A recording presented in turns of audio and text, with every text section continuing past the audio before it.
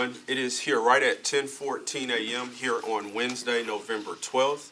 It appears we do have a quorum, so I do hereby call this meeting of the Industrial Development Board to order. Moving on to item number 2, public comment period.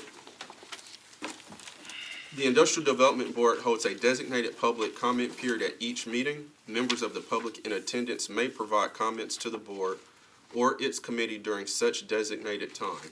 Members of the public are allotted 2 minutes for public comment. No advance registration is required. With that, is there anyone here from the public wishing to speak today? All right. You will be given 2 minutes. If you will state your name and thank you for your attendance and willingness to speak, and introduce yourself, and you may proceed. Thank you, Mr. Chair and members of the board. My name is Steve Reiter, R-E-I-T-E-R for the record. I heard some conversations about mixed income housing, and I have some reservations about that because I don't think that we're comparing apples to apples. One of the things that I see is that when you're doing mixed income housing, it's not the same as regular housing. The amenities are not the same, some of the stuff in program design, square footage. How do you actually go out and do things? I heard some things regarding impact fees. We don't do impact fees here. Tax abatements, there can be very, very generous or whatever else. Our affordable housing stuff is usually 15 years or maybe up to 30 years. I really am concerned about income averaging because what they do is they come out and say, well, we're going to do 75%. And it sounds good, but when you're doing income averaging, you can go out to take somebody who's making 20% and then somebody who's making market rate. You can also go out there, depending on program design, put in people who are students rather than working people. Because you can say, hey, I'm only making, $15,000. Don't I qualify? You absolutely are eligible. That's not what the programs are designed for. So you really have to tighten up restrictions to make sure that you are serving the public that you're intending to serve. There are really smart people that are out here. They know how to do things. They know how to design programs and do things to benefit them. And I get that. They're in business to make money. They want the best internal rate of return for their investors. But I'm here as a member of the public saying, I want to make sure that what the public is paying for and subsidizing is actually benefiting the people who they're supposed to be benefiting. And to some extent, I'm not sure. Because I'm not sure the mixed income housing is actually doing what they say they're doing. Because I can go to some places where they have nice fitness centers and everything else, but is the mixed income place, does that have the same amenities? Is the square footage the same?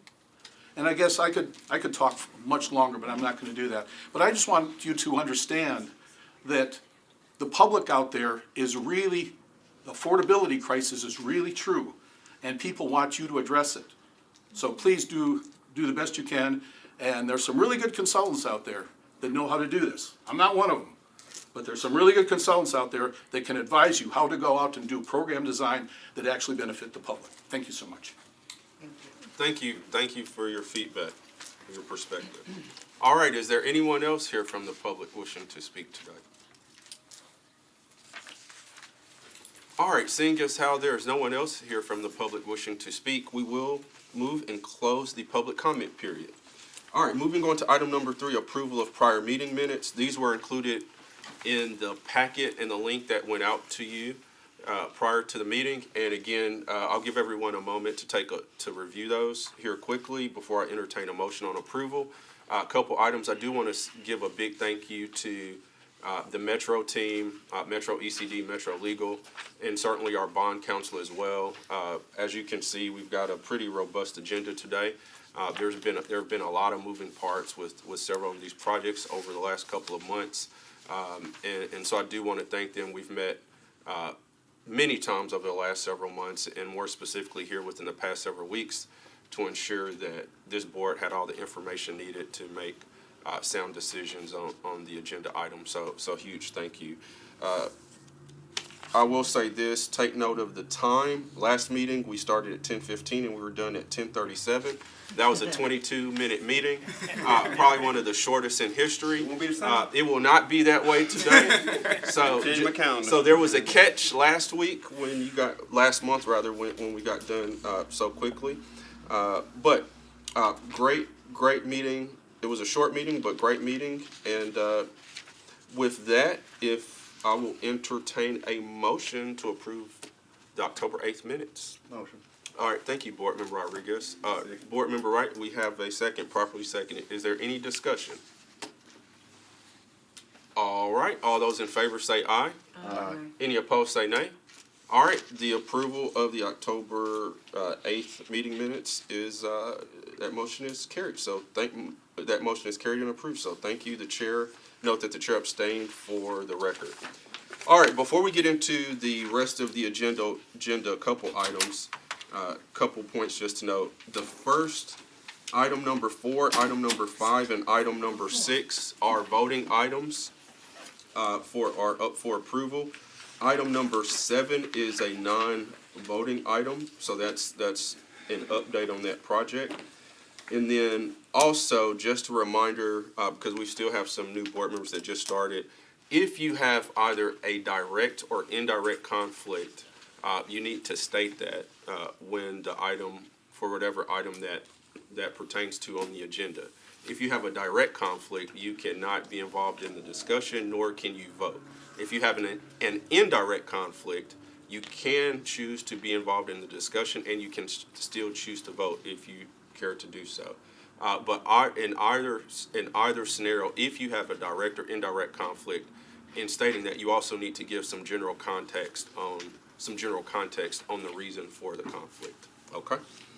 All right. With that, moving on to item number 4, consideration of approval of Tennessee Economic and Community Development State Grant Contracts for Graphic Controls Acquisition Corps, Nisha Medical Technologies. We have some members of the, you want to say something? Yeah, once you finish. Oh, okay. I talked about this during the chairman's report at the October meeting. Myself and actually board member Yankee were in attendance at the celebration at Vanderbilt for Nisha Medical, and obviously the state is here coming before us today. I was able to meet a representative from Nisha at that event. They're very excited about Nashville. Currently, our corporate office is based in Buffalo, but I'll turn it over to the state here shortly, let them introduce themselves and talk to us about the uniqueness of this grant, and then we'll get into the documents on what we're actually approving. Jamar, do you want to because I was going to ask the state to come up. Do you want to say something? Just one quick note on those contracts. There's 2 separate grants for this project. One is what's called an economic development grant, which is for $600,000. And the second one is their new emerging industries grant, which is for $400,000. That's why you have 2 different packets in front of you. Again, you all had in the folder all the documents for this, all the contracts and everything. What you have in front of you today is just the side agreement that the IDB signs and executes with the company. It says that the IDB will not be held harmful, will be held harmless in the event that the accountability agreement is found, or there's a breach in the accountability agreement. And so basically saying we're just a pass-through, everything's good. And so that's what's in front of you today, and not the full packet. And so we can now turn it over. So while we're on that, I was going to wait till later, but since you hit that, so there's 6 documents, right? Because it's 2 different grants, and again, this is besides the emerging piece, this is standard for any of these state pass-through grants. So there's always 3 documents. So there's a 3-party accountability agreement between the IDB, the state, and the company, and then there's an agreement between the IDB and the state, and then there's also an agreement between the IDB and the company. So hence 3, because there's 2 different grants, 3 times 2. That's why there are 6 documents. Okay, and again, I'll have Metro Legal get more into that if necessary. Let's see. Jamar, do you want to slide over? We can just stand. Yeah, and we'll let them sit here. We're fine. We're good to stand. You sure? Okay. So always great to have the representatives from the state. So Lindy, you're a friend of the board. You've been here plenty of times. It's been almost 2 years though, so it's been a while. But if you will introduce yourself and your colleague introduce yourself as well, and then tell us about Nisha and the emerging grant and all that great stuff. Lindy Baronis, I'm Assistant Commissioner for Strategic Initiatives at ECD, and we're super excited to be here today to talk about this project. And I'm Kaylee Harriman. I am on the business development team specifically for Northern Middle, which is Nashville and its surrounding counties. Great to be here with you all. So Nisha, thank you for being at the event, Jamari as well. But this one is really exciting. I'm your boss also. Uh-oh, that's scary. No, he's great. He is. We're super excited about this one. This one is a little bit unique in kind of the work that we do on a regular basis.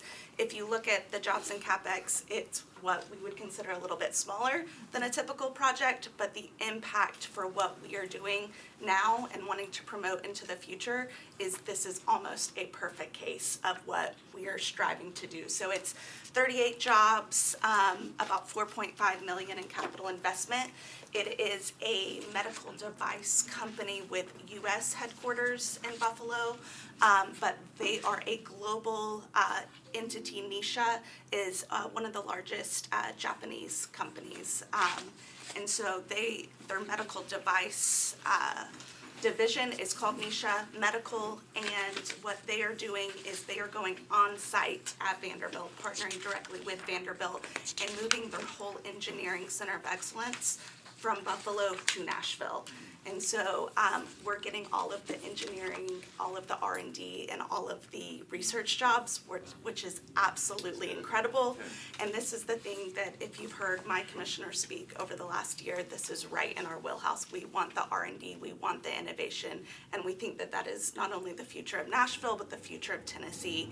And so the way that we were able to make this deal work, because we are very cognizant that we provide incentives based on the impact, right, and the ROI. And with 38 jobs and $4.5 million, our ED grant, which you have in your packet, is our traditional ED grant, and that's what we provided $600,000 for. But to make this still work so that they wouldn't stay in Buffalo or go somewhere else, we did launch about a year ago the Emerging Industries Grant Program, which is separate from our fast track grants. And this is for any project, special type of grant funding for any project that's making some sort of infrastructure change or some sort of material change on a specific industry in the state. And so with what they are doing at Vanderbilt, partnering with research specialists, bringing this type of work to Nashville, we were able to give them an additional $400,000 in emerging industry grant.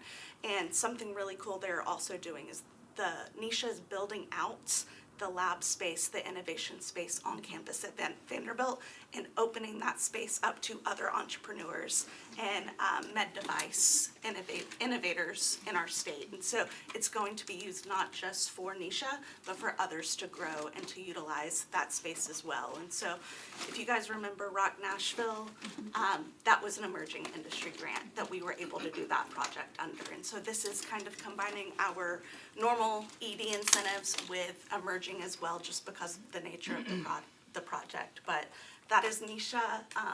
Anything else for?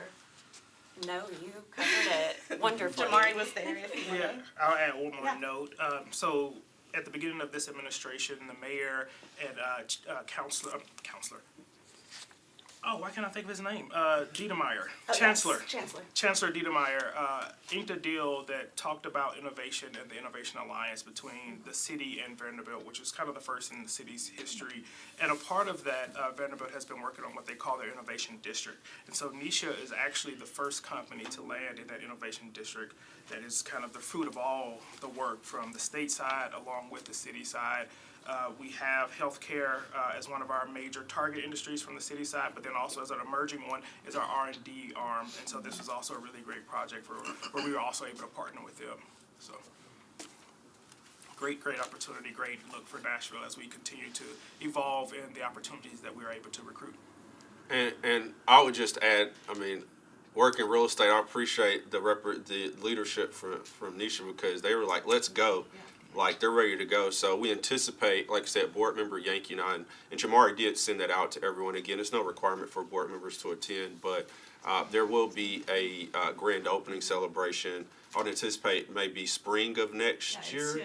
Because they seem like they're ready. They want to get rolling, which is great. So again, we'll make sure that Jamari sends that out to the board. And again, no requirement to attend, but if you'd like to attend, we'll make sure that is done. So before we get into the documents, high level, and again, this is a pass-through grant, funds coming from the state. I'll start here to my left. Are there any questions for the state here regarding the project? questions. Sounds great. Awesome. Okay, all right, anybody? I do have. Sure, just- go Just ahead. one comment. I think it deserves to be stated, the impact of the Nashville Entrepreneur Center and the work with the EO and with the NEC, that the collaboration is a direct benefit to Nashvillians that are here trying to create new things. And so it's, I think it's always a question in the general public as to, okay, new people getting help, what about the people here? It's like, oh, the people here need this help, and this helps with that. So I just wanted to go on the record of making sure that that was stated. Chair, if I can make one more statement. Sure. So this is actually a Nashville success story. That the technology that Nisha is taking on is actually built here in Nashville from our entrepreneurship community. And so it was developed on campus at Vanderbilt. And what you kind of want when you're an entrepreneur, you either go and build your own empire or you're acquired by a larger entity. And in this case, this is one of those successes that we're able to kind of lean in and talk about what's being created uniquely here in Nashville. So you're absolutely right. Thank you for that. Thank you too, Jamari. All right, here to my right, any questions or comments for the state regarding the project? No, I learned a lot about this through Isaac Adai and the Entrepreneurship Center, so good work on the community engagement part, getting the word out. No questions? Yeah, I'm highly supportive. I'm just curious in general. You mentioned the 38 jobs, which is great. How many like other indirect jobs and other spending are you expecting to come from this? We always run an indirect ROI report on every project, and we can provide that. We just track internally for our benefits, and what we hold the company to is their direct jobs. But I think this one is unique in that it has a larger impact, just even with the ability to build out on their own dime infrastructure in Nashville for others to use. So I think that's the unique part of it. I just think it tells a really great story yeah. that, you know, the R&D jobs are high-paying Yeah, jobs, yes. but that influence spending elsewhere in the community, so it's a good story to tell. Yeah, absolutely. All right, well, thank you. If you all want to take your seats, thank you for your time and coming to give us your insights and background on the project. All right, I'll turn it over to you, Joshua's Metro Legal. Thank you. I know you've reviewed these documents. We've kind of talked about it high level, what we're looking at approving. Is there anything else that Jamari or myself that we did not cover? No, I think you both covered it pretty well. The only thing that I would mention is you may be looking at the documents and you'll see that the name of the company is not Nisha. It's Graphic Controls Acquisition Corporation, and just for your knowledge, that is the company that they're doing business as in Tennessee, but it is in fact for Nisha. So just want to make sure you're aware Gotcha. of that. So obviously we've had meetings regarding these documents, but for purposes of the board here, in your legal opinion, is everything in order? Should the board want to approve from a legal perspective? That is correct, Chair. All right.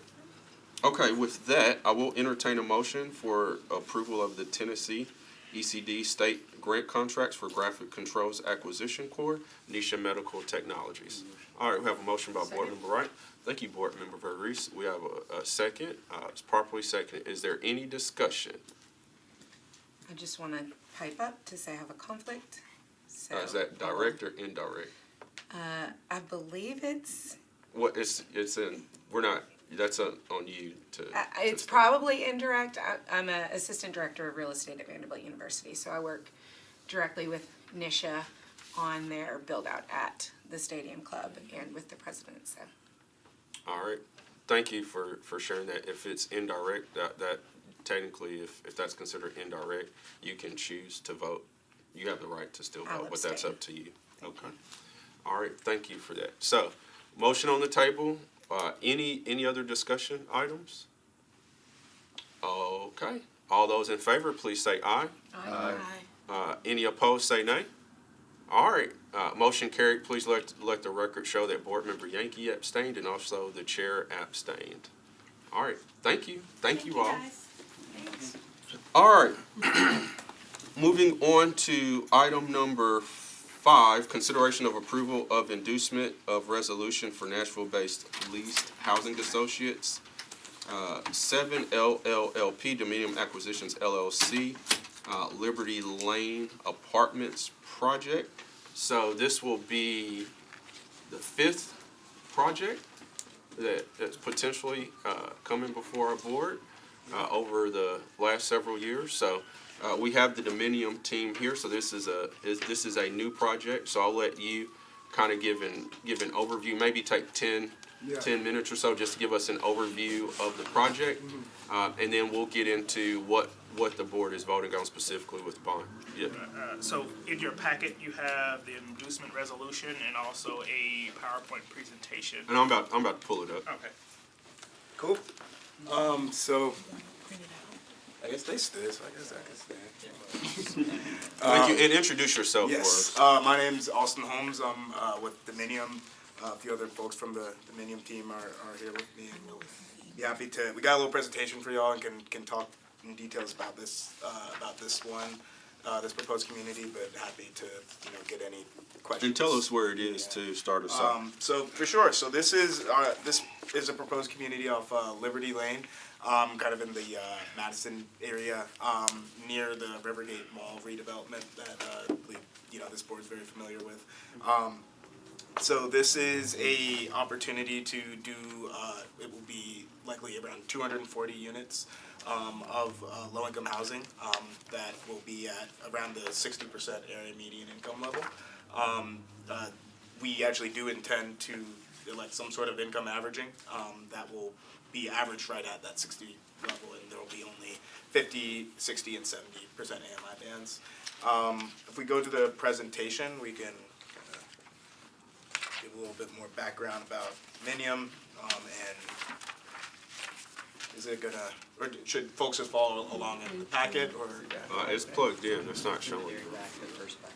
The first packet. Okay, first one. Yeah, if folks have it in there, I can just walk through it there too. Okay, cool. And just give us some, and like I said, so obviously, we're a little familiar with your company, but maybe for this one, just give us a quick Little overview of your background. company, Yeah. and we won't have to do that on the next one. For sure. So yeah, so Dominium is a developer that's done a lot of work with the IDB, and we're really excited about the partnerships we've had over the years and the new communities that we're working on, including some of the other things that are on the agenda today. We've been around for over 50 years, focusing on this sort of housing. So we do focus on affordable and workforce type housing, and we've in more recent years had a focus on new construction communities, including our expansion in Nashville. We've got 2 already on the ground. One that was completed last year that some folks here were at the grand opening for. One that was completed a couple years prior to that. Both of those were on Dickerson Pike. We are now, later on the agenda, we'll talk about a community that we are hoping to close and begin construction on later this year. That's over there on Trinity. And then we will have another one that is on that Trinity Road. When it turns into Buena Vista, we'll have another one that we'll be working on closing in the time frame of next year, probably Q2, Q3 of next year. And then this Liberty project is as Nigel mentioned, the 5th project that we're working on with the IDB. New construction that'll be around 240 units in that area close to the Rivergate Mall off Liberty Lane. So in the packet that you guys have before you, we do have some information about Dominium, our timeline and kind of how we've expanded to various states. And Tennessee is quickly growing to be one of our favorite markets that we like to do business in. So we're really excited about that. In the packet, we do also have a quick slide on our Opportunity Front Door Scholarship Program. As developers of affordable housing, we think it's important to develop not just the physical structure, but an overall community that is really supportive. And so one of my favorite aspects about that is the scholarship program. So we offer scholarships to our residents, often children who are living in our communities. Have the opportunity to pursue a scholarship with us, and it's for any sort of continuing education after high school, whether it be a trade school or traditional 4-year degree or anything like that. They're able to use the scholarship program to further their education. So we do that. We also do a few other things that we really like with the residents themselves. We have an internship program, so that's a lot of some of these kids. It's their first job is being a paid intern for the Dominion Property Management team that we have. And so, there are a few things that we do, and I'll save it for the other project, but there are also some partnerships that we work on from time to time with various nonprofits to further support these communities. So, happy to take any questions on that, but building a entire community that's supportive is really important to us, and that's what's really exciting about each and every one of these transactions that we embark on. So. Then if you go in the next few pages in the packet, we have a development overview. So what you'll see here is this slide right here in your packet. So that big star, that's where that's the location of the community that we're talking about today. And you'll notice, it's up there, kind of near that Rivergate Mall redevelopment area. Those other numbers 1 through 4 that you see on this slide, those are the other communities that we have worked with the IDB on in the past. And so number 1 and number 2 are already in the ground with folks living there today. Number 3 will be discussed in just a couple minutes with y'all.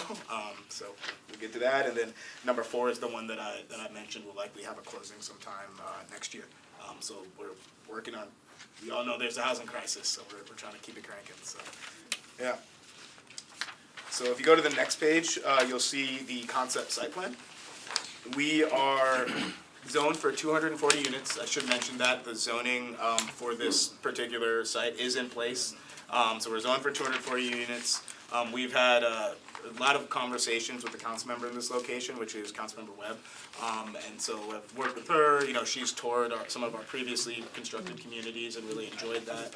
And so we're excited to continue the partnership with her and with Metro Nashville in this location. This product type is going to be a wrap product type. So it's a little bit more dense than maybe the other product that we'll talk about a little later today. But it's going to be 240 units with a mixture of 1 bedroom through 2 3-bedroom units. We will note that we do have a little bit higher concentration of the 2 and the 3-bedroom units, because after talking to our property management team and learning about the demand in the area and the real need, we found that those bigger units that can service families are really something that's of a very high need in this area, and so we're excited to be able to deliver that with this proposed community. Whenever you go to the next slide, looks at unit types and restrictions. So we are going to be, like I mentioned, income averaging, but we will be income averaging to the 60% area median income level, and so the rents that are listed here, as well as the income limits for the various households, are for that 60% area median income. Then going to the community features. We really pride ourselves to be building a product that is very much indistinguishable from the market rate side. And so as the discussion on amenities is concerned, and the discussion of how nice are these communities that are serving folks of lower income, we really don't want to have that distinction at all. We really want it to be something that you step on and you feel has that market rate feel. And so a lot of folks here have visited, but offers open to anyone who would like to visit any of the things that we've already constructed, any things we're about to construct. But we stand behind those things 110%, because we build with very high quality construction materials. We put a lot of emphasis on the design and the feel of the community. We have what we call the bus stop test, because what we think of is, that kid who gets off the bus and then runs into to our apartment community. We want the kids who are still on that bus to watch the kid running in and say, I want to go hang out with him. I want to go hang out at that community. That's something that's really important to us. We want people to feel a lot of pride where they live. And so that's something, so that's why, you see in these pictures of the amenities, we are going to have that fitness room. You do have that nice big clubhouse, resort style pool. These are things that we aim to include in our communities, because we want those amenities to be very high level and very competitive with market rate, despite the fact that we are offering it at a lower rent level. Moving then on, that that way of thinking, the way we approach our common areas, that then carries on directly into the unit amenities as well. And so that's why you're seeing, within these communities, you're seeing that that rock countertop, a nice countertop in the kitchen. You're getting in-unit washer and dryer. You're getting stainless steel appliances. So it's really giving you that high-quality feel within each of our communities. Let me say that this is real because several of us toured the grand opening of Celebration for 900 at Cleveland Park right there on Dickerson last year. And this is representative of what the units look like. And I would say candidly the same for the first project you came before us on Preserve at Highland Ridge on North Dickerson, north of Raleigh Parkway. Same thought. So this is not just pictures you threw up. This is what you all really do. Yeah, no, these are pictures of our stuff, and so we really, the feeling is a bit indescribable whenever someone is able to realize what they're able to achieve in terms of like the location, the quality of the common area, the quality inside their unit, and the overall thoughtfulness in the design.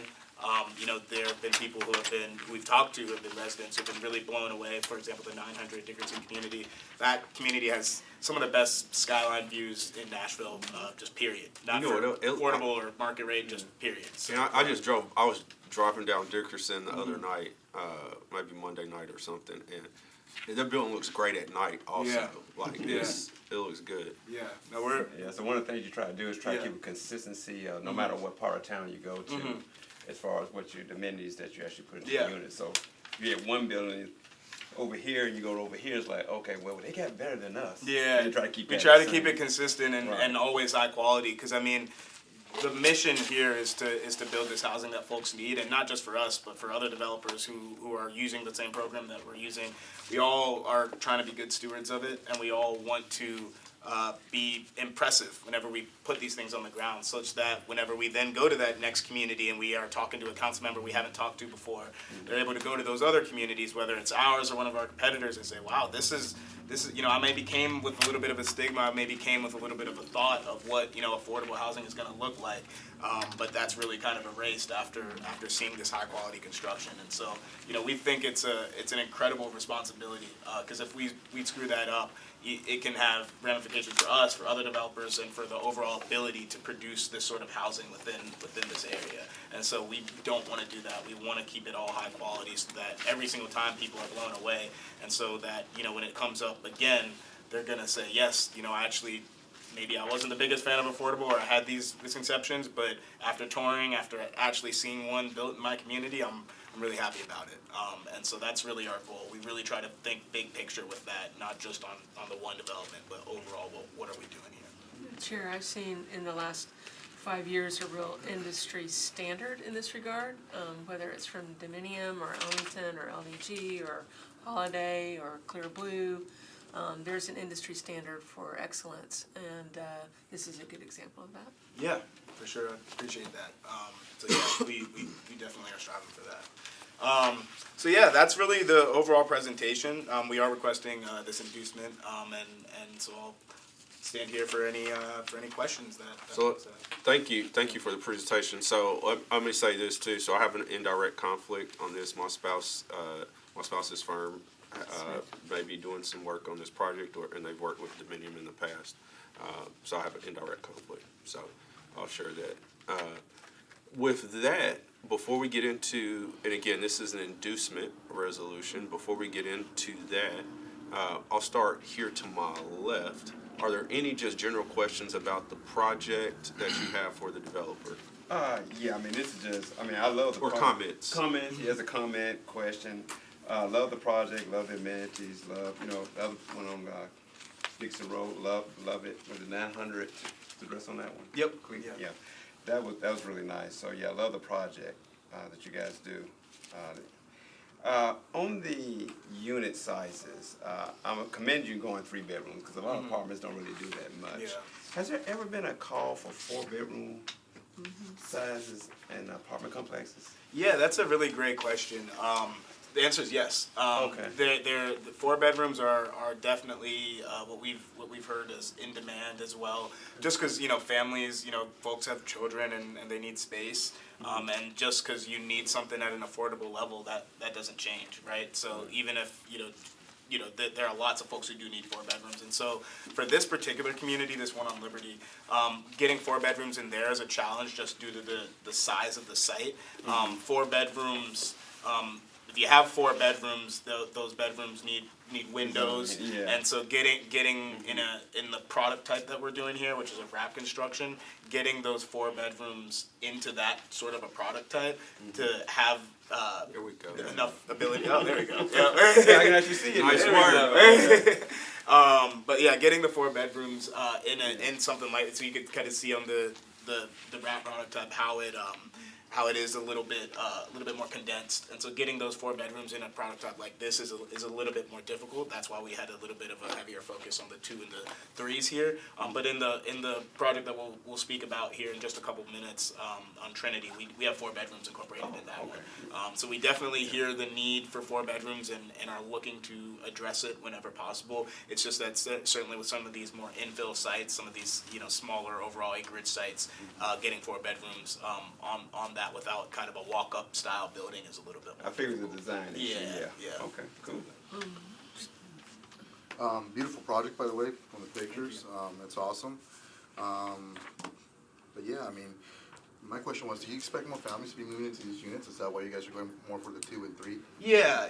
There'll probably be a range of folks. There'll be some single folks for sure who live in this community, but we do think it's generally kind of catered to families, and so that's why we have we'll have the playground type amenities and a lot of green space, pool, all of that good stuff as well. So yeah, we are anticipating a good amount of families at this one. Nice, that was my follow-up too, seeing those things and really catering to the people that you're trying to house and whatnot.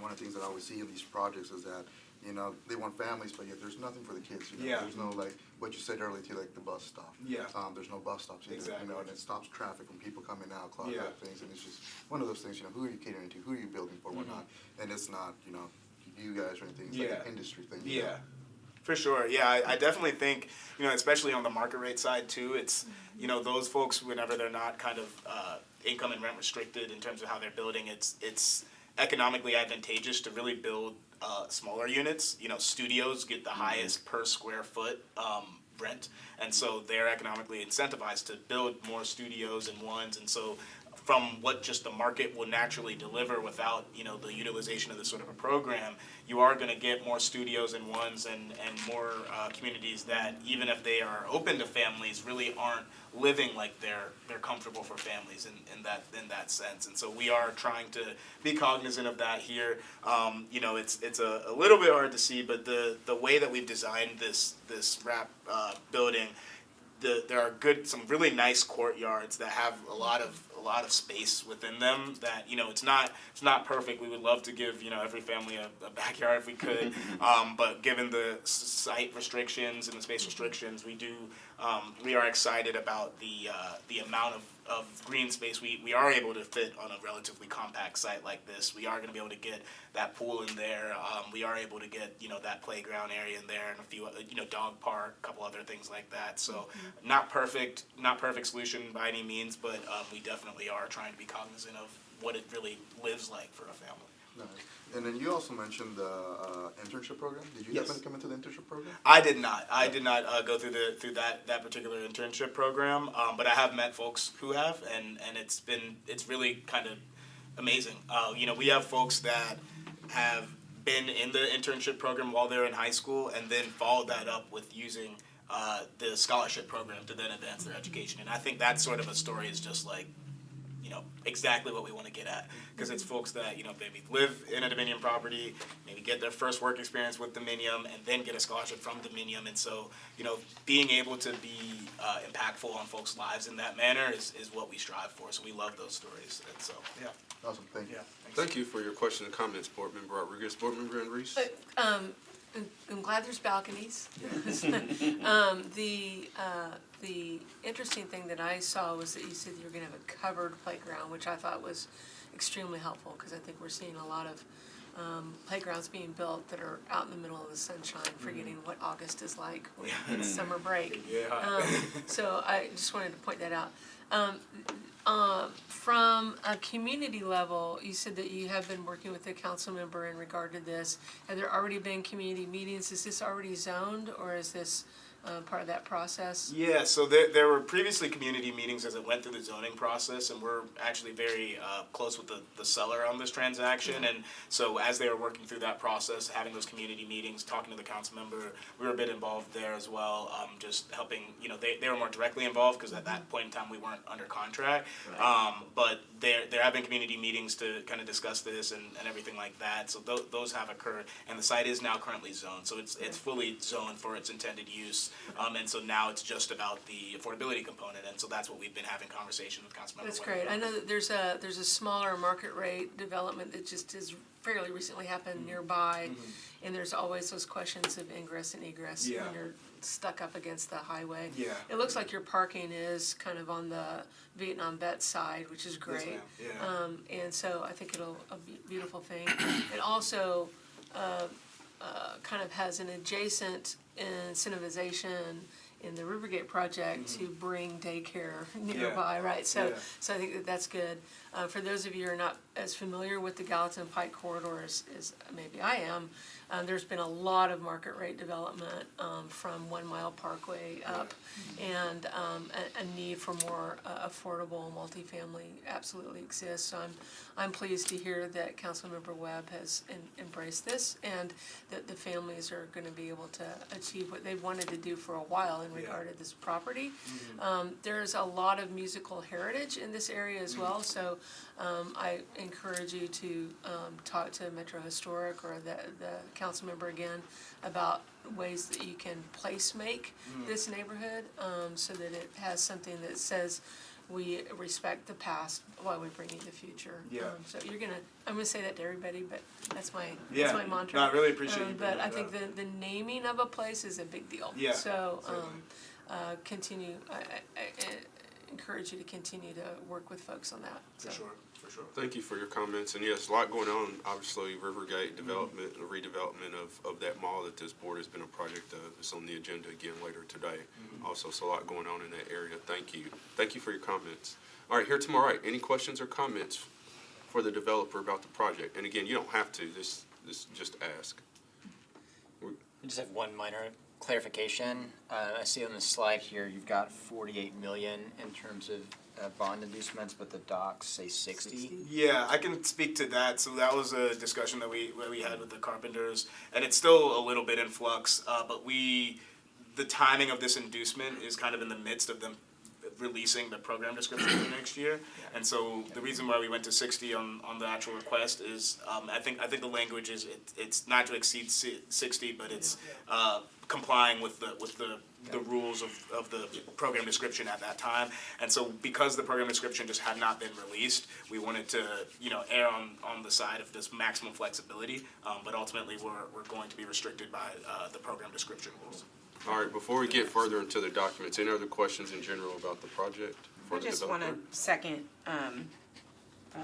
Nancy's comment that, I really appreciate the bridges being built through scholarship programs, through internships, through specific placemaking. I think the point of affordable housing is obviously one, housing, but second, to be that connection, right? To help bring people up. So I commend you for that. Fantastic. Yeah, we really love that part of our organization, so thank you. Appreciate it. Well, thank you, everyone, for your comments. So let's get into what and Corbin, I'll turn over to you in a second. So again, what we're looking at today is an inducement resolution. This is not, should the board approve this today, that does not mean that we're approving the final bond resolution. So at some point in the near future, the developer will have to come back to us for a final bond resolution, and then it'll be on them to close if this board approves the inducement today. So this is just step one in the process. As far as the not to exceed number, we've done that in the past with several projects. So that is consistent with what we've done, especially with the bond financing projects we've done over the last 2 years since we've updated our bond policies and procedures. Is there anything else you want to share with us timing-wise, or? Yeah, I mean, timing-wise, this, we will be going forward with round one application next year. And, we're staying up to speed in terms of, how the rankings will go and what to best situate ourselves to receive that bond funding next year. But yeah, hopefully a middle of next year, middle to late next year closing for this transaction would be fantastic. All right, thank you. So we have Corbin Carpenter here, who is our issuers counsel, represents our board. You've reviewed these documents, obviously met with Dominium. First, are there any obviously the board received these documents prior to the meeting, but is there any highlights you want to go over for us regarding these? Any key points? You all hit most of them a few times, so I don't want to be too repetitive. But one highlight to note, this is, as the chair said, an inducement resolution to commence the process for this financing. So one highlight to note is this does authorize me to conduct a TEFRA hearing on behalf of the board. There's a Tax Equity Fiscal Responsibility Act of 1982 pursuant to the Internal Revenue Code. That's when the issuer conducts a public hearing, talks about the project, talks about how the bonds will be issued, what they will be issued for, and the public is permitted to come and speak in support or in opposition of that project. We'll facilitate that. That is a part of the submission to THDA, which will be at some point next year. Another important highlight to note is the expiration. This inducement is only for 6 months, but as you just heard from Austin, is that this project will likely surpass that. It will likely close Q2 or Q3 of next year. So with the precedent that the board has established with similar situations as last year, if THDA does need some written documentation that sets forth, the extension of the inducement, we will draft a first extension of the inducement resolution and submit that to the board. The developer typically doesn't have to appear. We will appear as your counsel. We'll just update you on the project and the process of that. And then hopefully if the board sees fit, you would approve that. The board has not approved that in our experience with you all or other clients. So just note that. And the last kind of highlight to note is with this inducement, the developer is using this inducement as a declaration of official intent, meaning that any preliminary expenditures that they made towards the project, a portion of that, the eligible expenses will be reimbursed pursuant to the Treasury regulations of the Internal Revenue Code. The other document to note is going to be the Memorandum of Agreement. This agreement is something that our firm does as practice to just set forth the basic understandings between the issuer and the borrower. But as the board knows, the bond documents will typically control, so the indenture, the land use restriction agreement, and other associated agreements. But this just sets forth the undertakings of the issuer, the borrower, and also sets forth the agreement to pay the issuer's fees in connection with this transaction. So as the chair stated, this is the first of many, many steps. You will have the opportunity to see this developer again and ask more tangible questions when the financing is actually structured. As of now, it is too early to just pontificate on what their structure would be. But the bond financing team is in place. You have Frank Hogan with Collier Securities, who will serve as the underwriter. You have Ryan Lunderby, who is the principal for the developer, of course, Rory, and Austin with Dominium. So we do have weekly working group calls for all projects with Dominium, and we do actively participate in each of those calls. So as far as the inducement, it's our recommendation that these do comply with the board's policies and procedures, and we do recommend approval. All right, thank you for that.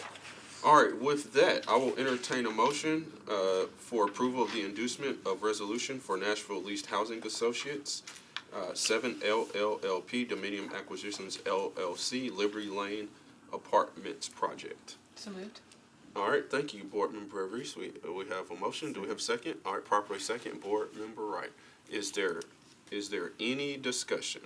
Just a point of inquiry, having not seen these types of activities in the GSD personally, Is there any difference in the USD and GSD when these projects take place?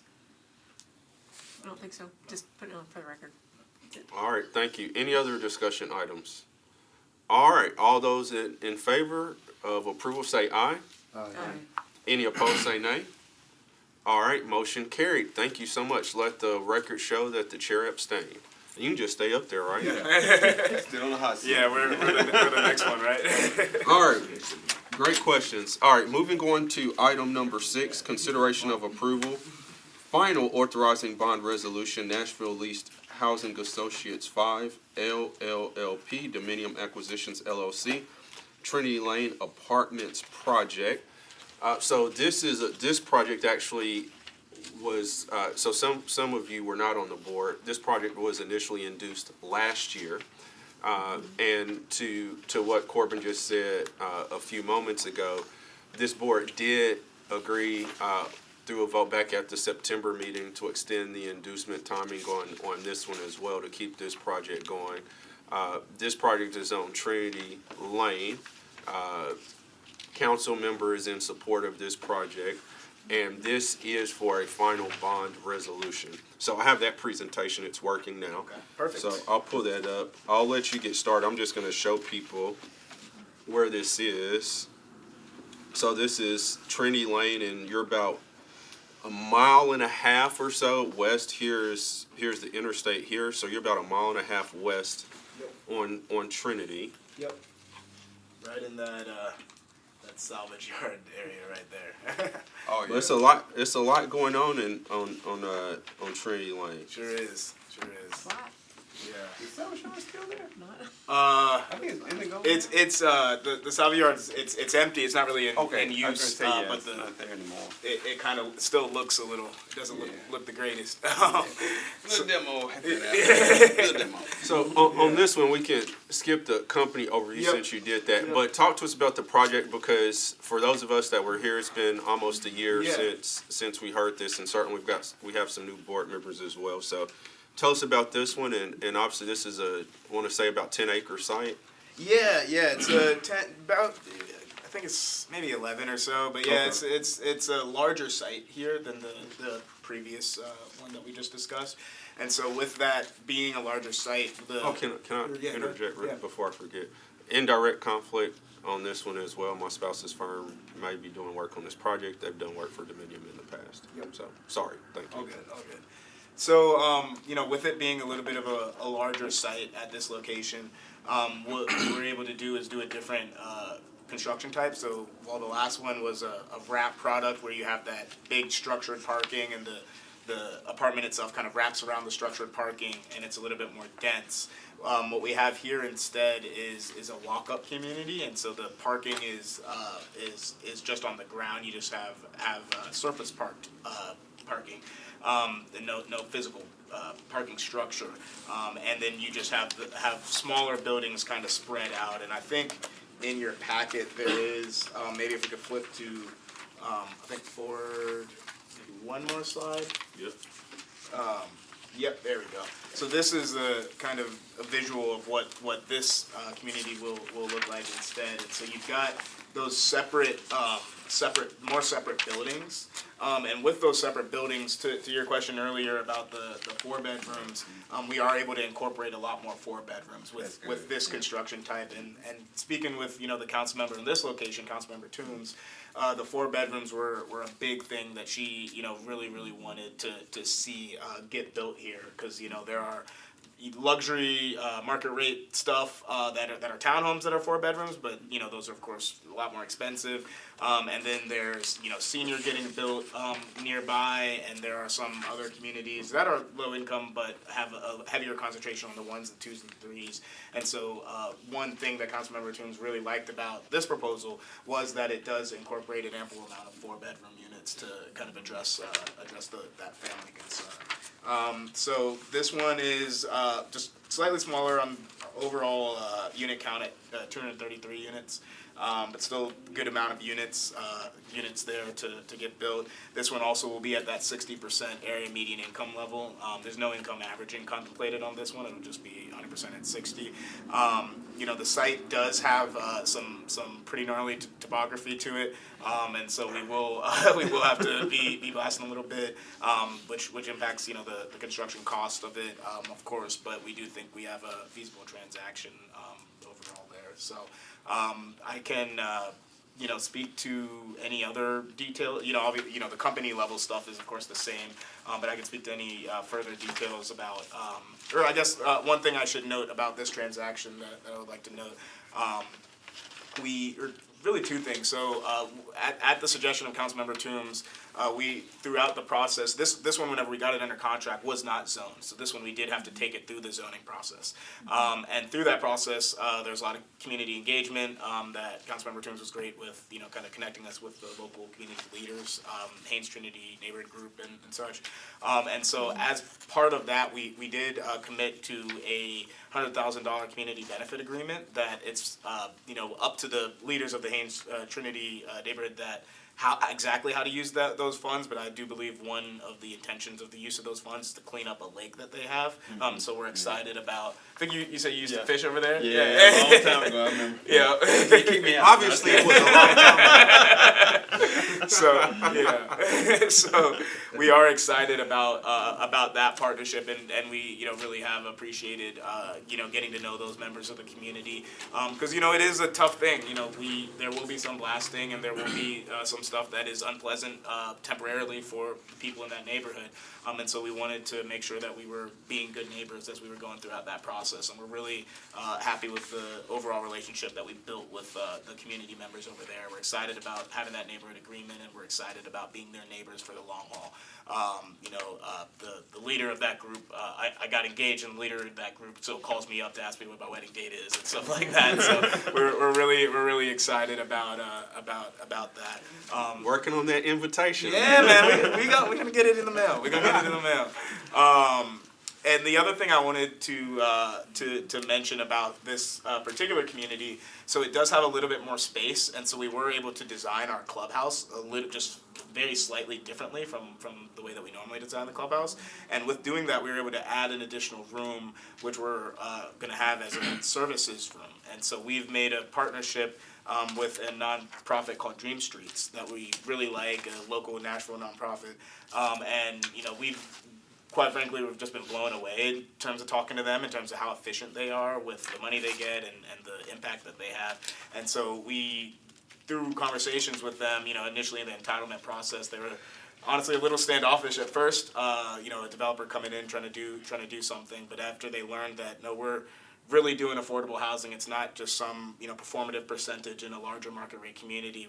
This is a true affordable housing community that we really have good intentions behind. They fully through their support behind us helped us through the entitlement process, and now we've got a partnership with them set up where they're going to have a member of their team who has a dedicated space within our clubhouse that is able to provide services, kind of quarterback services that various residents might need throughout their time living at our community.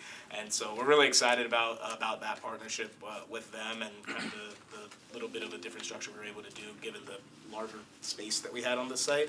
And so, those are just a couple other things I wanted to mention specific to this particular project. And would you say this one is, and I would say one item I've observed with your company and your design is your flexibility in your design plans and adaptability, because it, just from looking at this one looks more like your preserve at Highland Ridge, maybe without all the hills. Yeah, and the exactly. maybe without all the hills and the retaining walls everywhere. Yeah, we can have a few. But probably not as much. But obviously that parcel's much larger. Yet your 900 at Cleveland Park is a much smaller parcel. So one is your adaptability. If you could talk about transit on this one. One of the things that this board has been very proactive about is supporting transit-oriented development. And we'll talk a little bit about this later, but this board approved actually the last pilot, property tax pilot that this board approved several years ago, was for the Ernest Rip Patton Transit Center that opened last year. So this board has been very supportive of those types of projects. Obviously, Preserve at Highland Ridge, Dickerson Pike Major Corridor, 900 Cleveland Park, South Dickerson. So can you talk to us about the importance of transit here as well, and why that's so huge for this community? Yeah, I think transit with any of these communities, particularly focusing on folks of lower income, is definitely huge, because there's a variety of transportation needs and ways in which people get around to their jobs or take care of their kids or whatever's needed. And so especially if you are on sometimes a tighter budget, you want to be able to have various transit options available to you. So that's particularly important for a community serving the residents we intend to serve here. For this community, we are working on getting we're working on, there'll be a bus location outside of Trinity, the Trinity site. Kind of, not really, but it'll be kind of in this area, right outside there on Trinity. And I think it's kind of nicely co-located with the senior community that I believe Clear Blue is building across the street. And so there'll be an opportunity to kind of have some transit that can kind of get folks around where they need to go, and there's a little bit of density right there, and it kind of makes it worth it from the transit side.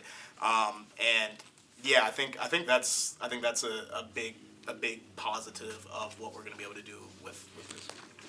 Austin, are you contemplating a shelter on that bus, that transit stop? Yes, Okay. ma'am. Yeah, bus shelter right there. Because we're seeing other developers skin those with local art, and so That's really cool. I appreciate you thinking of that. That'd be really awesome, and add some more character to the street and to our community. So yeah, that'd be awesome. Thank you for that. Yeah. All right, so before we get into the documents, are any questions about this development for the developer? Start here to my left. Any questions or comments about the development in Just general? want to commend you on the 74 4-bedrooms. I mean, I'm a big proponent of 4-bedroom Yeah. units. That's what we do a lot of.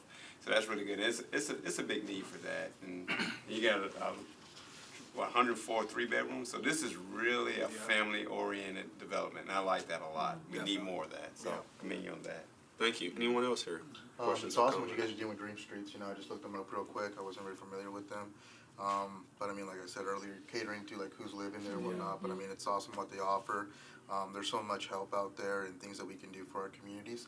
And sometimes people just don't know it. But the fact that you have it where they're living at is phenomenal, honestly. Yeah. No, we truly were blown away whenever we realized, what they take and then what they do with that. And so to connect with them in any way and have them be willing to, be in our communities and quarterback some of these services. Because I call it quarterbacking these services because it's really not just that they themselves are able to just do everything, but they know everyone who can. And so whether it's someone who's been living at our community for a while and they've saved up some money and they want to learn about homebuyer education, Dream Streets can help coordinate that. If it's tutoring or something like that, Dream Streets can help. If it's something as simple as food insecurity, Dream Streets can help coordinate that as well. And so we're really excited about it. Yeah. Do you think this will maybe be like a pilot program and then maybe for future projects? I if you hope guys so. come back? Yeah, I hope so for sure. We really like them, and I'm hoping that on future projects we'll be able to get them more incorporated, or I don't know exactly what structure it'll take. Whether it's something where maybe they're basing out of this one, but then they visit some of our other communities, or how it'll exactly work. But we definitely want to get them more involved because they're great. Yeah. Thank you. All right, thank you. All right, here to my right, any questions or comments before we get into the documents for the developer on the project? No, Or comments? I live in this area, so I've talked to Councilwoman Toombs and been at the community meetings and heard about it directly. All right, thank you. Anyone else? I see some retaining walls, and so I think for those folks that might be watching that don't necessarily understand development and costs and how hard it is to deliver affordable housing given Nashville's topography, can you speak a little bit about the retaining walls and the cost of those on this site? Yeah. It is less than Preserve. It is less than Preserve It's is still a lot, yeah. is a very unique mountain that we decided to cut into. But Still a lot though, so yeah, yes. still a lot here. So you can't fully see on that diagram, but the site's kind of like this. it kind of like a V-ish shape where the middle is kind of the lowest point and it kind of slopes down on either side. And so in order to construct, given that topography, as Josh mentioned, it can be very, very difficult and very, very costly. So, as much as we can, we're trying to work with the topography. So that includes, some buildings that are 3-4 splits where, where it's, the high side is only 3 stories, the low side is 4 stories. So then that way, you're kind of working with the topography. Yeah, that's a really good kind of view. You can see how it slopes up quite a bit, on the property over to the right side. And so we're working as much as we can to work with the topography, but whenever you're not fully able to do that, you do kind of need to move to blast and move the earth and then hold it in place. With something that's called a retaining wall. And so the retaining wall then enables you to kind of hold that dirt in place and then build on the now level area that has been made possible with that retaining wall. These retaining walls are extremely expensive, several $1 million to the budget, and so these things, it's kind of par for the course in Nashville because Nashville is a place that has a lot of topography, but it does make building affordable housing a lot harder because, just the costs are that much more expensive whenever you are having to deal with the topography relative to, we do work in other places like Texas that's extremely flat, and you're not seeing as 900. Or 900, yeah, where it's a smaller site, just not needing as much of the retaining walls there. And so I think it's a really good call out to bring that up because sometimes folks aren't as familiar with how expensive some of these things can get because of the fact that you do have to work with the topography that can be very challenging, particularly in Nashville. Most people it's just a wall. It's not just a wall. Yeah, it's a lot of engineering and a lot of materials. Can you speak to on that note stormwater as well? Because obviously. Even in residential, right? Like if you built your house 10, 12 years ago and now the requirements on a small residential lot, but on a large lot like this, especially when you've got water flowing down, speak to the storm water as well, because that certainly can add a lot of cost, and you have to divert some of your property to detention and retaining the water on site, or so on small sites sometimes I guess you have to do underground, which small sites exactly. Yeah, sometimes on the smaller sites you do have to do underground. This one from that particular perspective, we're a little bit better on, given that it is a larger site and the sloping actually does work kind of okay with us. In that sense, because it kind of naturally funnels down some of the water. Then there are you kind of can't see it in the plans, but there is a kind of a drainage easements that we've placed our buildings around to respect that area for it. So on this particular site, we're not having to do the more costly underground, but certainly on some other sites, particularly whenever it's a little bit tighter, you do have to do that, and then that's another way to increase costs. So there's a lot of kind of hidden costs, whether it be dealing with that particular issue or dealing with the topography and the retaining walls. A lot of hidden costs that go into these things that make them a lot more expensive, which on the market rate side is then reflected in the rents, right? And so whereas on the affordable side, it can't be. We have our rent restrictions, and so it's just another challenge to making sure that we're building affordable housing in the potentially challenging area. But we can do it. But it helps with partnerships like this one. And I'll come to you next. Last thing on this: are you having to do permeable pavers on this site? I don't believe we are having to do permeable pavers on this site. Gotcha. You have one more comment, Board Member Brandon? Josh was still. Go ahead. I'll come back to you. Go ahead, Board Member Brandon. I see that there's a sidewalk present there now, but there'll be some kind of upgrades to that, major NES situations along the way, right? But I see a tower in the back. Is that cell tower part of the property? Are you going to be getting leases from it as well? Yeah, so that cell tower is part of the property. Currently, so it's on the property, and currently the owner the owner of the cell tower accesses directly from Trinity. As part of this project, a road is being kind of hard to see, but there's a public road that's constructed just to the east of our property, and so as part of this project, the cell tower is going to remain, but we're changing the way in which the group will access that cell tower. So we're building an additional road from kind of like the planned northeast side that is going to kind of come down from the newly constructed public road and then allow for access to that cell tower. So the cell tower will stay. But it's part of the, I'm sorry to get in the weeds a little bit, I'm more curious than anything. But it's part of your property, so there's a commercial element on the property. You're gonna plat it out differently, or is it? We're not gonna plat it out differently. There is a commercial element, that piece is a commercial element to the property, and so there's a separate from us an existing longer standing lease that for that cell tower, for them to continue to be able to utilize that cell tower.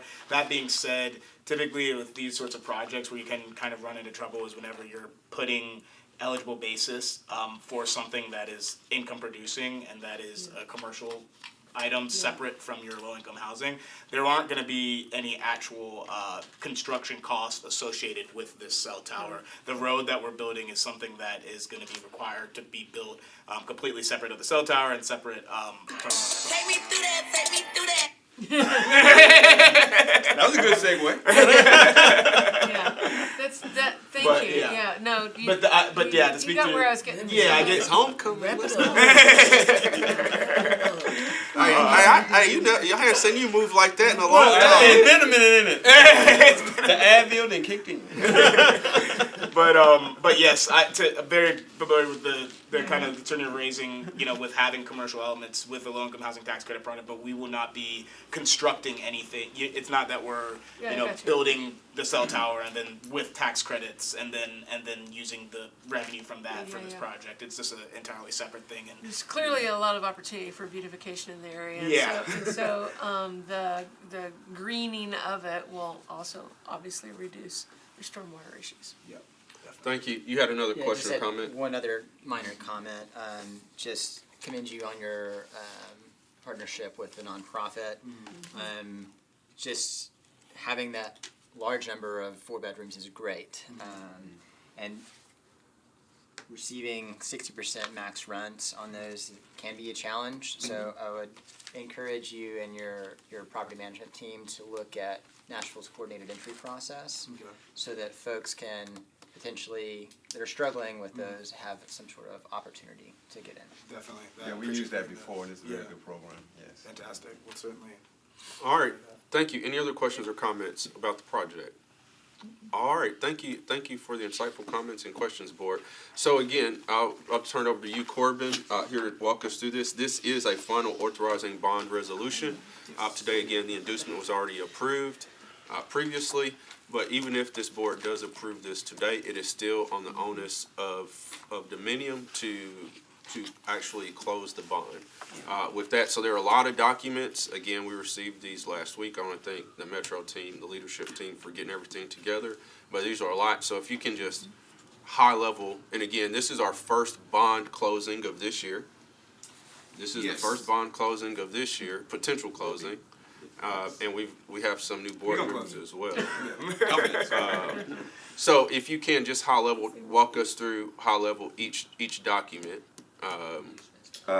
Sure. So, as Chair Haas stated, this is the final bond resolution authorizing the issuance, sale, and delivery of the $48 million bond financing for the IDB. The structure is in place, and for intricate details about the structure, I will let Frank talk more about that. From the underwriting standpoint, this will be a publicly offered deal. If the board sees fit to approve today, we will continue next steps, and that will be us going to the market, getting these bonds and securities sold and placed. And as far as being and serving as your counsel, I will, wrap up all of the dealings with this from the issuer standpoint. We are hoping to close early December, I believe. Yes, sir. Yep. And I will keep the board advised of all developments that will be forthcoming, particularly the chair and the secretary treasurer. You will have a lot of documents to sign. And maybe assistant secretary as well, but we can discuss that afterwards, just in case. Okay, absolutely. So The documents that were included in your board package were substantially final forms of the documents that the issuer will be a party to, like trust indenture, land use restriction agreement, bond purchase agreement, preliminary official statement, loan agreement, project loan agreement, tax regulatory agreement. And again, there will be several other closing certificates that the issuer will sign that I will and bond counsel will collaboratively draft together and get that completed. And if this resolution, again, just high level sets forth the details of the bonds, and if there are any questions about the actual structure, I'll let Frank just give a high level summary of that. Yeah. Will you introduce yourself? Frank Hogan, I'm with Collier Securities. We're the underwriter, bond underwriter for financing. Once approved by the board, and once we receive kind of final credit approvals for the permanent financing, Colliers will offer $48 million of tax-exempt bonds. It'll be a publicly offered transaction. The bonds are AA1 rated by Moody's Investor Service, and they'll provide construction financing for the project. Bonds' source of repayment ultimately will be the permanent mortgage loan that's delivered at conversion, which is a Freddie Mac tax-exempt loan. And just to reiterate, we're the issuer, conduit issuer, there is no recourse to this board nor Metro for the debt. That's correct. One question, I'm trying to remember, since it's been a while since our last bond closing, what are our issuance fees on? Issuance fees for the issuer at closing, it will be 20 basis points of the final par amount. So that will be $96,000 paid to the issuer at closing. Perfect, thank you. Yeah, and to that point, I'll just say this point, because we have two new board members. So last January, so actually go back 2 years ago, this board was in transition, both leadership-wise, and certainly we had some new board members coming in place during that time. As chair, I went to our bond issuers council and Metro Legal, and I said, look, we got to update our bond policies and procedures. I don't know what's coming before us next year, but as the leader of this board and my board members, I want us to be in position to be able to do these types of projects. Fast forward about a month or so later, Jamari came back and returned in his role as Metro and worked with them. And so I gave them that last 2 years ago. So this is like September, October 2023. Fast forward to January 2024, we had new bond policies and procedures before the board. Now, ultimately, it was up to this board to approve those, but as part of that, we increased our application fees, increased our closing fees, but also, more importantly, we improved our policies and procedures. There was some talk at that time about, there was some concern, rightfully so, because there's other, I'm not gonna like advertise for people, but there's other options for folks that don't have our same policies and procedures in place. My push to the board was, we're not followers, we're leaders. I don't worry about what other folks are doing. We're going to take the lead here. And since that time, in 2 years, we've done the most bond financing projects in the past 2 years than we've done in my 10 years on the board. In the last 2 years with updated bond policies and procedures. So that's to you, this board, for seeing the minimum behind that, but also it's a testament to our council as well, our issuers council and the work that we're doing. So if you think about last year, we had Cumberland Housing, the Recovery Addiction Center that came to us for bond financing as well. A couple of housing projects with Dominium, some more coming. So anyway, it's been really exciting to see. So I'll stop there. Are there any more questions or comments regarding the documents? Okay. All right. Well, thank you. Great discussion with that. I will entertain a motion for approval of final authorizing bond resolutions for Nashville Leased Housing Associates 5, LLLP, Dominium Acquisitions LLC, Trinity Lane Apartments Project. Motion. Second. All right, so have a motion by Board Member Rodriguez, thank you. Properly seconded by Board Member Van Reese. Is there any discussion? Okay, all those in favor say aye. Aye. Any opposed say nay. All right, please let the record show that the chair abstained. Motion carried. Thank you. Really appreciate it. Again, glad to have you before us, and we're excited for this one. Before we let you go, talk to us about timing construction on this one. Yeah, for sure. Obviously, looking at trying to actually close the bond this year. Yep. Assuming that happens, what are we looking at on construction? Obviously, probably 18 to 24 months construction So process. we're looking at, we're right about a month out, maybe a little less even, from the closing of this transaction. And so we're excited about that, tracking to early December timeframe for the closing. Construction will then start just a little bit after that. And so construction will, little tiny bit maybe in this year, but mostly really getting going beginning of 2026. And so we expect construction to span through 2026 and a good portion of 2027 with maybe the first residents moving in towards the back end of 2027 and being, fully leased up and stabilized and operating normally, middle of 2028 or so.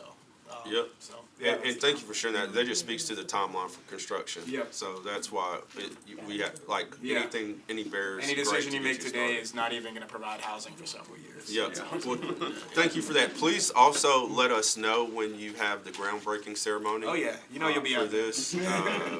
And if you ever need a speaker, some people have no problems in front of the microphone. Just not name any names. But seriously, please let us know, and we'll make sure that your celebrations in the past have been really great, whether it be the grand opening or the groundbreaking. So please get that over to us, and we'll get it out to the board for next year in case we're able to attend. Perfect. Yeah, All right, sure thank will. you. Thank you. Nothing else. Do you have a general contractor already in mind? What do you say? Do you have a general contractor already in mind? Yes, yeah, we do have a contractor. We have a joint venture with a group called Weiss, and so we formed a joint venture called WD or Weiss Dominion Construction, and so they're going to be the contractor for this. Gotcha. Yeah. All right, thank you for your time. All right, moving on to item number 7, presentation of Rivergate Mall project, tax increment financing, Rivergate Mall redevelopment TIF project. For this one, there's nothing that this board is voting on this one today. Obviously, this board did approve a TIF deal for the Rivergate Mall redevelopment earlier this year. Second TIF deal we've done the last couple of years. We did one for Madison Station as well a few years ago, but really excited about this project as well.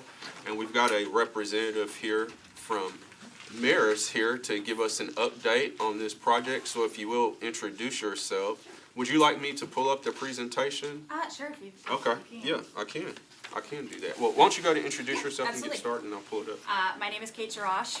For those of you who don't know me, I was just here before the board in May with Maris, who is the master developer on this project. We are very excited to be back here before the IDB in this position of getting ready to finance. So thank you for your past support, and thank you for everything that you've made to help us make this deal become a reality. From the package that you have before you, just wanted to give you a reminder, and for the new board members, what the project is. It's 56.49 acres to be redeveloped of the Rivergate Mall. Obviously, it's a 1971 mall, so it has a lot to go through to be able to redevelop that with, what did we call last time? The spaghetti in the ground with all the utilities. So Is this the presentation you want me to pull up, or is it something no. that, does this one work, or is it something But different? it's okay. That's the older one. That's the old one. I emailed you the other one as well. Okay, let me, That's give me okay. a second, I got it. That's all right. I'll probably be done, but. So it is the site grading, utility relocation, and/or a new install, road infrastructure with lighting and landscaping. The complete project is a unique mix of commercial, F&B uses, hospitality, office, multifamily rental, townhome, senior housing, and transit. And as you see there, I have given you a snapshot of our estimated budget at this time, showing the total project of just shy of $82 million, the TIF eligible hard cost of just over $27. Moving on to the next page, the master plan TIF financing. So the financing itself, the Metro IDB will issue the bond payable solely from the TIF revenues. Goodlettsville TIF participation, as you know, after I presented to you back in May, we also went to Goodlettsville for an additional TIF for their portion of the project. They will be doing a participation via an intergovernmental agreement. And the bond proceeds will be used to fund the public infrastructure costs as defined in the plan that you all approved in May, as did the Metro Council. From a timeline perspective, wanted to, come before you today to remind you of the project as if it hasn't been in the news enough lately, but also to answer any questions. We will be back here in December for the final approval by the IDB with substantially final documents in hand. And the land acquisition and closing for construction and TIF financing is projected to be in January. With that, I will stop talking and answer any questions. Hi, my name's Nancy. Hi, Nancy. Nice to meet you. Yes. I also serve on the Madison Rivergate Area Chamber of Commerce Board. And there's been some discussion amongst leadership on that board about even the use of the word Rivergate, because Rivergate was just the name of the mall. It's not it's not an address, it's not a spot. There are things that have subsequently named themselves Rivergate, and people know it as the Rivergate area. But I didn't know whether or not there was any contemplation in regard to how the phasing was gonna happen, whether or not a rebranding was gonna take place, or if there was going to be a new logo, new embracement of the Rivergate name. Sure. Thank you for that question. We are going through the rebranding identity process right now. Obviously want to speak with stakeholders such as yourselves, because Rivergate has some different kind of connotations, right? Like either you were there at the mall in the 80s and 90s, as a lot of people cruised around in June, as I understand. The last cruise. The last cruise. They could have done it at Christmas, I guess, the way we're going. But people have a lot of fond memories, and people have a lot of strong opinions to get away from it. So, we really want to listen to the community and see how that look and feel goes with stakeholders such as the chamber and the folks in the area. That'd be great, because because it's in our name too. So it's kind of, we're trying to well, if it doesn't, so there's some of that. So as just speaking kind of off topic in regard to that, but more than happy to set you up to talk to some people about that. The other thing was, and I guess you guys are getting to know me, because I keep talking about placemaking. That's what my gig's gonna be on this board, is that, things on the Gallatin Pike side are Madison address, and the actual address of the mall is a Goodlettsville address, and I know that you're working with both entities, but even in the concept of talking about neighborhoods, the consideration of this being Madison is something that we want to make sure that we're kind of helping, because there's so much momentum from Bradley Parkway on up in regard to that. The overlays didn't reach that point, but there was a lot of community discussion about what things look like and the like. So anything that we can do to make sure that you're getting all the tools that you need to make informed decisions we want to do. But I just think between this and the Madison Station project and other projects that are coming to Madison, there's a lot of excitement, and so I appreciate what you're doing. Thank you. All right, to my left, any more questions or comments? No. Very knowledgeable of the project, and looking forward to moving dirt. Me too. Me too.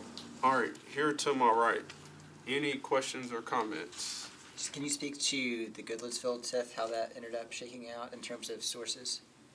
Yeah, so they gave us a capped $5 million in the TIF, so it's just being considered alongside of the Metro TIF, as well as, using their proceeds for the things on the Goodlettsville side. And are you anticipating that coming in at closing as well? Yes. Okay. Yep, so there will be an intergovernmental agreement between the two IDBs that they're working on right now. Yep, and you'll see that next month. Sorry. No. So obviously, this project straddles the municipal lines, but working together is going to be germane to getting this moving forward, so. And representatives from Goodlettsville will be here next meeting too, to answer some specific questions the board may have with that. Great. Any other questions or comments? All right, well, Kate, thank you again for joining us, and I'm sorry that IT, we're having some issues again with the presentation. But thank you for coming to talk to us, and we'll look for it and only thing I would caveat, as long as everything's in order, right? All documents are in order. So again, for board, once anything that's on the agenda means the documents are in order and ready to go. So as long as everything's in order, we look forward to seeing you back here in December. Awesome. Thank you so much. Thank you all. All right. Moving on to item number 8, Chairman's Report. We did very well today, so I want to thank you all. We had a lot on the agenda, so thank you all. Only thing I will share today, just for time purposes, is there something you want to share? Okay, only thing I want to share, just a reminder, and we'll try to get this out, for Cumberland Housing Recovery, the Addiction Center out in West Nashville. This board approved bond financing last year for that project. They are having a grand opening coming up next month. So we'll try to get that out again. Not required to come, but if you're able to, you're more than welcome. I did attend the groundbreaking ceremony last year. So anyway, that will be coming up, so we'll get that out. And then again, based on what we have, we'll likely have a meeting in next month in December as well. All right, with that, I want to thank again Metro Legal, Metro ECD. Thank you to our Issuers Council as well, and I want to thank all of you for your time and great insight and what just tremendous questions, and thank you for members of the public as well. With there being no further business today, we will adjourn this meeting here at 11:45 a.m. Have a fantastic rest of the day. And 2 more things I forgot to say. 1, thank you to all of our veterans. Yesterday was Veterans Day. And then 2, have a wonderful and happy Thanksgiving. And we'll see you in December. Thank you. Chair and Laura, please stay seated.